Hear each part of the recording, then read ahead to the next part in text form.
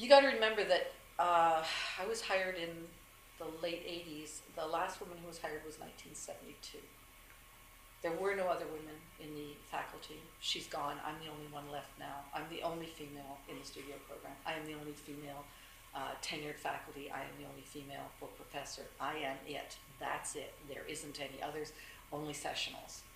Nobody else has been able to stand it. I've had faculty, women, say to me, Sharon, I'm getting the hell out of here. I'm going somewhere else. I don't know how you can stand it. And I just say, well, I made a commitment. I'm going to stick it out. Susie Gablick was a noted art critic, who is a noted art critic, came to Winnipeg shortly after I arrived. And her claim is something that I really support. She says that one of the peculiar developments in our Western world is that we're losing our sense of the divine side of life, the power of imagination, myth, dream, vision. The particular structure of the modern consciousness, centralized in a rationalizing, abstracting, and controlling ego, determines the world we live in and how we perceive and understand it. I thought that was very apt for the art school. And without the magical sense of perception, we do not live in a magical world. We no longer have the ability to shift mindsets and perceive other realities, to move between worlds as the ancient shamans did. And I mean, if you look at my work, a lot of it is about the kind of ritualistic, shamanistic idea. And she said one way to access these worlds is through ritual, where something more goes on that meets the eye, something that's sacred. Many people are still only comfortable with the image of an artist as a maker of objects, circulated in a network of art-related institutions like galleries and museums. And how many artists do feel free to work outside their field? And how many are willing to blur the distinctions between art and life, to muddy the waters of art and create a healthy confusion of genes? That's what I was trying to do. And her goal, my goal, was to propel us beyond either thinking or acting in a coexistence of nested truths. In this model, no particular discipline is privileged. They're all integrated into an open unity.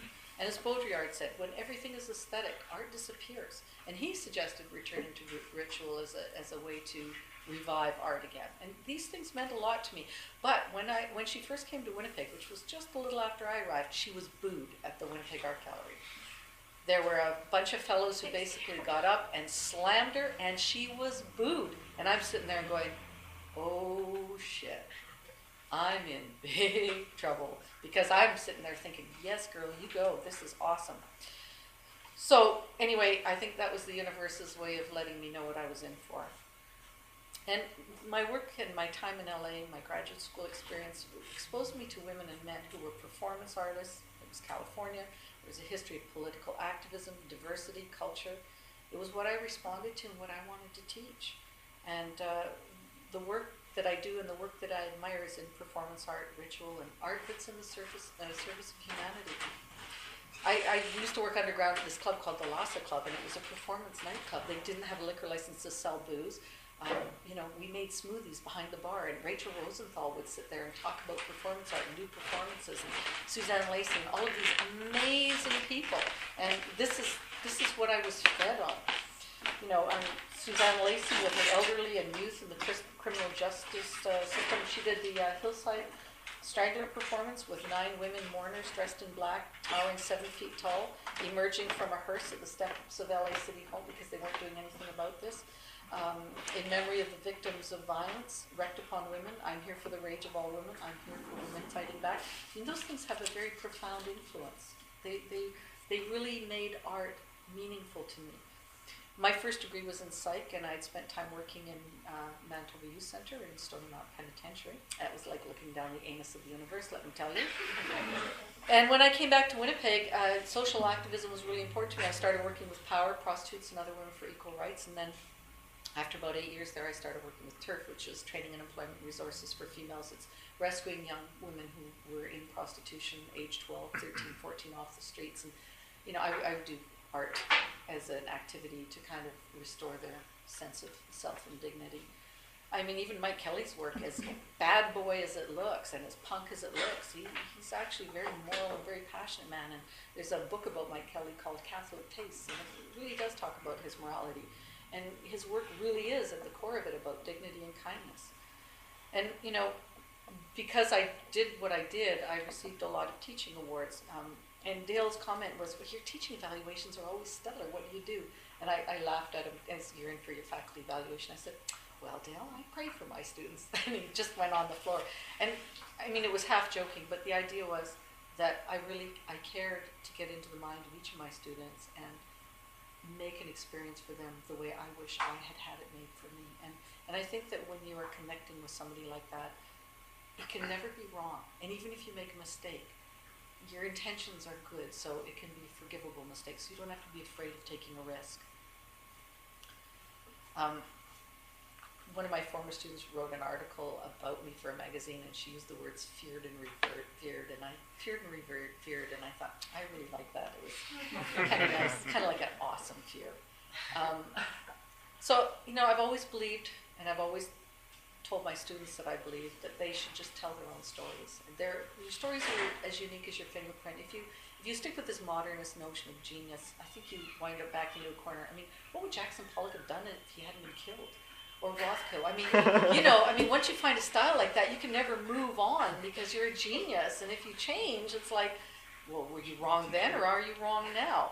So, but if you tell your own story, whatever style you need, it doesn't matter. It's okay. So, share your stories. Work on trust. Work on kindness. I mean, I still remember, to this day, wanting to be an artist and being accepted at the art school to study, and how thrilled I was that I was given this privilege. I can go to art school. Oh, I'm so lucky. All those people who couldn't go. All those people who weren't accepted. And I promised myself I would never forget that feeling, because I know that everyone coming into the art school, they all had that feeling at some time. It might have been driven out of them. They might have gotten cynical. Life might have happened. But they had that. I was just a little gal from a prairie town with a powerful, intense desire to be an artist. And none of my family, they were blue-collar workers. My dad made $10,000 a year at one time. I mean, grade 6 education. But, it was like I was over the top that I could do this. Boyes was one of the first, Joseph Boyes was one of the first to put forward the radical idea of artist social sculpture. And he laid claim to the fact that art didn't have to be made from specific materials. And, he also talked about as teaching as a great privilege. And as Gablick suggested, we're slowly moving away from an era of the disciplinary big bang and relentless specialization. She says strategic changes are happening. She says it much better than I do, in which the individual artist becomes an integral component of a larger social network. Specialization may still be the most general trend we know, but a significant number of artists have extended artistic activity into social and environmental domains, transcending disciplinary boundaries. And schools are full of stuff, and art schools, I believe, do make sense by not making sense to some degree. But I was always intrigued by Capral's distinction of art like art and art like art and life like art. He said art like art is what's in the museums and the institutions. It's object-based. Life like art is art that imitates life. It's more like the performative. And of course, I obviously really liked that, supported it, and so my work was very much disparaged and criticized. I was called a social worker rather than an artist. My art was social work. Yeah, I mean, I wasn't totally offended by that, but you are in an art school and you're supposed to be paid to teach art, and so, mine was art therapy, and it was a joke, and I mean, it was just, I remember I had a colleague in my first year of teaching who said, Sharon, you don't want these guys, you don't want to teach them too much. You don't want them to be better than you because they're going to be your competition one day. Well, needless to say, he's not an artist anymore, but that was just a kind of shocking first thing to hear. He and I were hired at the same time, and I was just stunned by that. Well, anyway, after the worst of all that intimidation occurred, I began to struggle with a very real depression. I mean, year after year, it started to really get to me, and they say anger turned inwards is depression. So I got on antidepressants, went to see a shrink, and he said, Sharon, you have what was called an exogenous depression. It means it's coming from somewhere very real. Nonetheless, you need medication because you're having a hard time, and I was. And the stuff gave me terrible anxiety, and I had to stop. But I started to study martial arts. I decided I needed to move my body and to get out of this depression. It was a way of centering and dealing with the stress.